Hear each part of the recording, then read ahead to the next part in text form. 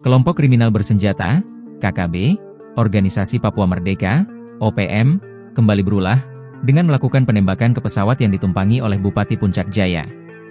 Penembakan tersebut dilakukan di Bandara Aminggaru Ilaga, Kabupaten Puncak, Papua Tengah, Sabtu, 24 Mei 2025. Usai melakukan tembakan, Kopasgat dan aparat gabungan Satgas langsung mengejar gerombolan OPM yang lari tersebut.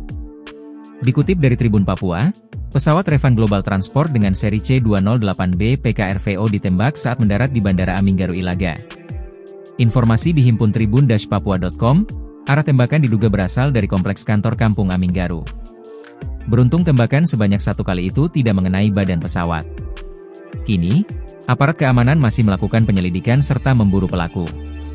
Adapun seluruh penumpang dan kru pesawat selamat dan dalam keadaan aman.